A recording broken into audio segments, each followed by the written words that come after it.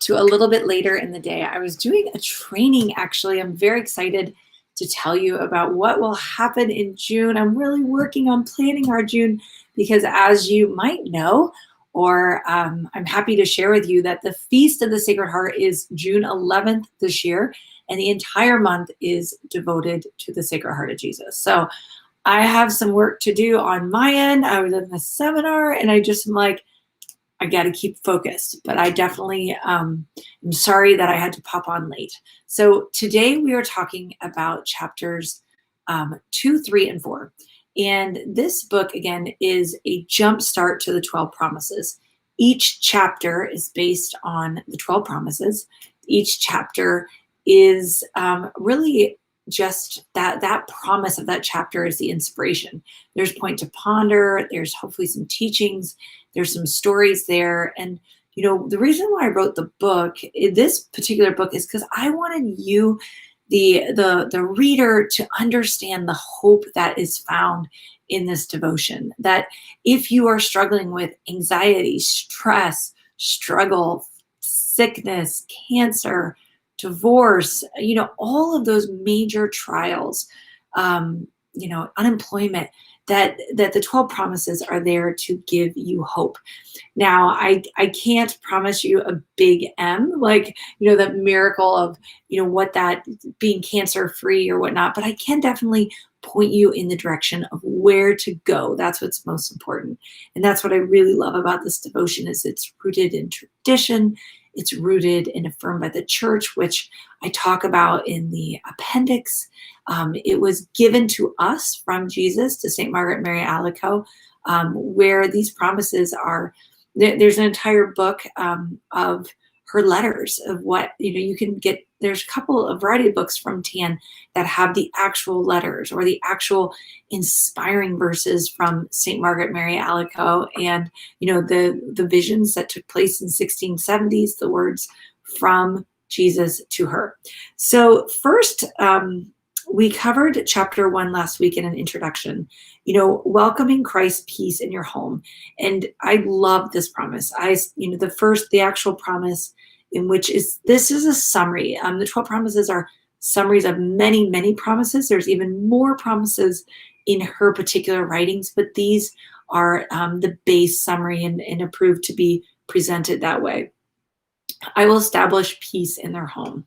Now, I think that's really important, this idea of Christ's peace, because he's not promising to remove our trials, our tribulations, our times of desolation, but he is promising to walk with us in our trials, right? To help us carry our cross, to help us get to that. I like to say the long game. I'm a mom of 7 children. I have a long game in mind with this parenting. You know, it's the end, the final end. It's eternity, which is my long game for my family, for the ministry, for everyone, is that we all can be in heaven together. So with that promise of peace in the family, I present to you the idea, the really important concept of enthronement. Now, if you have not gone through an enthronement, if you have no idea what that was and that was new to you, definitely visit our website, welcomehisheart.com. That is the perfect place to start. The videos there are super inspiring. We made them with you in mind.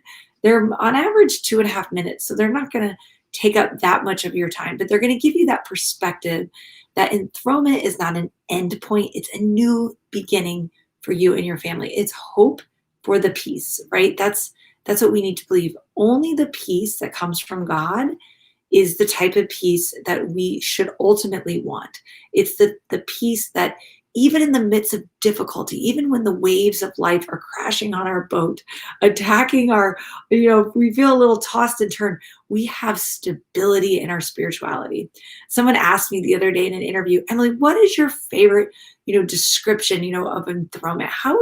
What's the one word to describe enthronement? Why someone should do it? And I said, stability in the prayer life.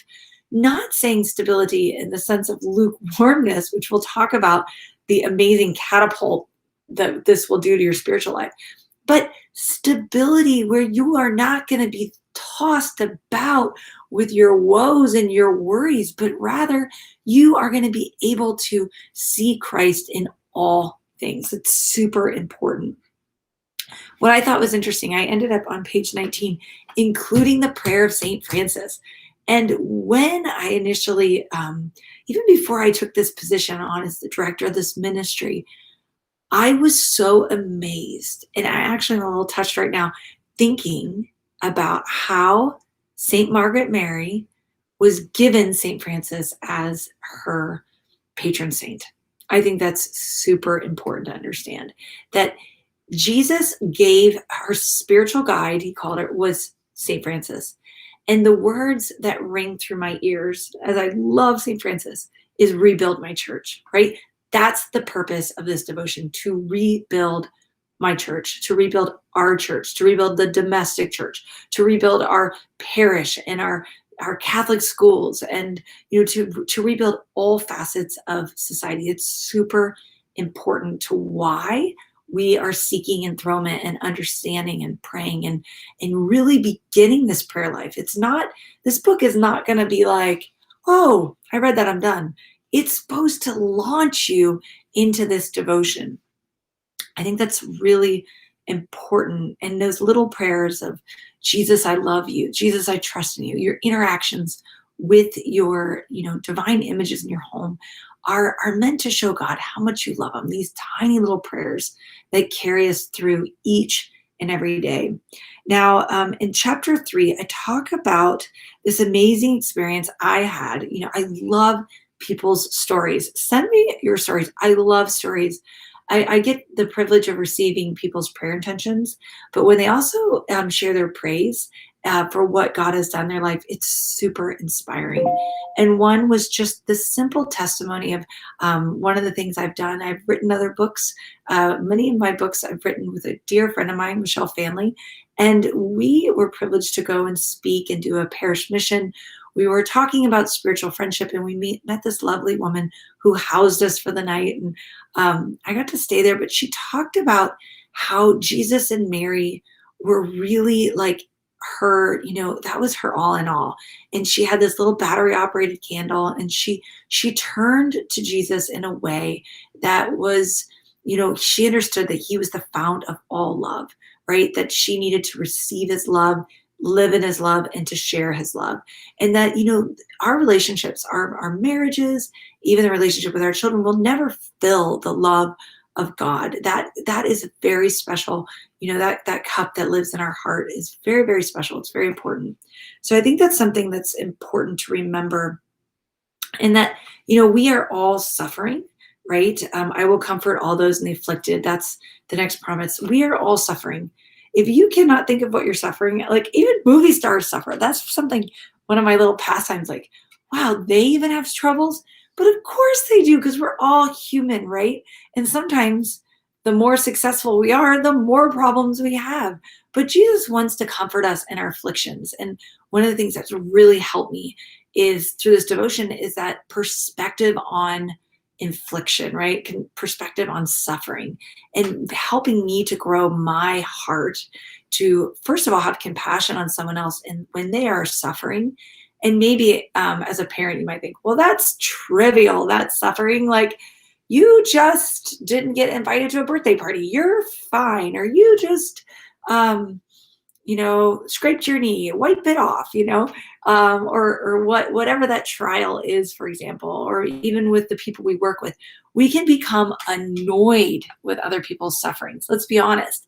I hear that often. Someone said the other day, I struggle. I think everyone's, I struggle with being patient with everyone, was basically the point of this person's statement. But the truth is, our Lord wants us to know that he is with us in our suffering, because our suffering is actually an opportunity to grow. When we are suffering, we acknowledge we're suffering. We go to God's grace. We go to God's heart for those graces to help endure through that suffering. We actually do a better job at suffering, right? And that's important, not only for our own eternal soul, this redemption, like we need his love. We need the graces to do it well, like to be a holy example to others. That's really important. It grows our heart, which is really important. We get to be not only that witness, but we get to know that no matter what, right? That stability, that God is with us. It's really, really important.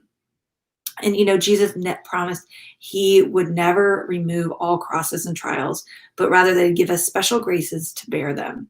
And that's something that St. Margaret Mary understood deeply. She even said that she would have suffered more in her life to just save one more soul, or to be a witness, to show God that she loves him, because this devotion is based on this heart to heart with the Lord, giving him first. He gives us our heart. In return, we give him he gives us his heart, we give him our heart, that heart to heart exchange. And what we realize is that the majority of the world is so dethroning our Lord, is rejecting his love, believing that they don't even need his love. So this is such an awesome opportunity. Again, I have some points to ponder. I look forward to reading, and message me. I'd love to know what your thoughts are, with regards to that. How has the Lord comforted you? I love this story. I didn't include it in my book, but when my grandfather died, who really had such an amazing love to the Sacred Heart, we were worried about my grandmother because she was in a nursing home. He went there every day. He would sit by her bedside, and when he was done making those hardback images, he actually would go and do rope rosaries, and that was his retirement after 30 years of working second shift. That was his retirement. But what was interesting was we didn't know what to do with grandma, who had Alzheimer's. And, her three children, my mother and siblings, decided, she can't come to the funeral, so that was not an option. Let's see how she deals with this. She knows that he's not there because of the dementia. Maybe she won't. Well, I have to tell you, she said he came every day. She never cried a tear over his death. She didn't. And this was not 1 year, multiple years. And finally, my mother said one day things like, "Has Grandpa been here?" Of course, he does such a good job. Of course, he's so good. He always comes. Actually, my aunt told me the story recently that my grandmother said, "Don't forget to get reimbursed for what, my aunt bought for my mom. Go to Art and get that money." And I thought, wow, that's a miracle. That's comfort. Who would have ever thought of that particular story? But the Lord can definitely offer us those miracles. Maybe the miracle is, something, for example, of our cancer. That could be something that could just tear through not only our physical health, but our mental health, and the Lord giving you strength when you would probably have been the weakest. I've seen that in many cases where people found this tremendous, even inner voice and strength and faith in the midst of that trial. So I think that's something that we cannot say enough. The fourth is, I will be their secure refuge during life and above all in death. So that fourth promise, I'm looking at my book right now, I will be their secure refuge during life and above all in death. So this long game, when I say long game, that's the great word, right? All through this, first breath, last breath, eternity. In the book, I said it's the devotion. It's true. It's the devotion. So the Sacred Heart devotion is the one and only. It's the most important. All the other devotions revolve around our Lord, right? They revolve around the completeness of Jesus Christ. You cannot, put Mary above Jesus, the saints above Jesus, right? It's all Christ-centered. That's really important. In this chapter, I share with you about the importance of the Holy Heart of Jesus prayer, page 36. I invite you to order a pack of 100 prayer cards. Give them to the people you love. All 7 of my children have that prayer memorized. Do yours? Do your grandchildren? You know what? We did it when we started. I put the prayer card, one simple prayer card, above my visor. And every morning I would get down. Actually, I would hand it to the kid in the front seat on the way to school. I'd say, "Could you please pray this prayer?" At the time, it was called my Catholic school bill prayer because I didn't know how I was going to pay for Catholic school. I had no idea what God had envisioned for me and my family, but I knew I was going to place all my trust in the Lord. And then that prayer became, the intention of, where should we move, Lord? What should we do, Lord? It became everything. It became an ongoing prayer. The Holy Heart of Jesus, the fount of all love, is where we go for all of it. Our sufferings, our joys, our trials, our tribulations, our naughty children, our careers that are just gone flat, or our marriages that need rebirthed, new life, renewal. So go to that prayer. And, I'm very, very touched that prayer was the very last thing my great uncle did. Think about that. My mother said, well, why are you so at peace? Why are you doing well? At the time, you were in the midst of suffering. How are you doing well? He said, because I pray this prayer every day and it reminds me. So every time I assemble a book, an enthronement packet, anything, that prayer is always the first prayer of my works. It's the first prayer of the day. It's the first prayer. It's the reminder. Many families pray this prayer at the end of the meal. Think of that. The Holy Heart of Jesus prayer at the end of the meal. But I just want to encourage you, if there's anything we can do to help you to live a more vibrant Catholic faith life that's stable, that's secure, where that's authentic, those are the fruits that come from living out this devotion, because we first have to receive that love, we live in that love, and then we share that love. So I am in a seminar still, so I don't have much time. I appreciate that I had to do this recording late. I will definitely not be doing that next time. I will be back on track, and I included that in the notes. I also want to encourage you, again, the morning offering, you're going to start to notice hearts. You're going to start to notice that, Jesus is going to be speaking to you in a way that you might have never noticed before. A lot of times people will say to me, Emily, oh my gosh, I just noticed that my grandmother, had this image my whole life and I never knew it. Or my parents, I flipped this old picture over and there's a date on it. And I think it's the date they did the enthronement. That is a very cool. I once got a letter from a woman who didn't even own a phone. She called me from the hospital phone number. She went to the hospital, she went to the lobby, and she called me based on an article that I wrote. She tracked us down to tell me about how it was so amazing, because when she read my article that was in the Catholic Digest about the Sacred Heart enthronement, she said she went to her parents' picture, flipped it over, and guess what? It was the same date as the date that the exact same date in the year. I can't remember. It's June 10th or something. And she thought that was such an amazing comfort. Her parents had passed. She'd obviously, if she's borrowing the phone at the hospital, this world was not where she was living for. She was struggling. But what a miracle that was. And she just had to tell me, and I cherish that. So, a lot of times, don't be discouraged. Your miracles can happen every day when you let Jesus in.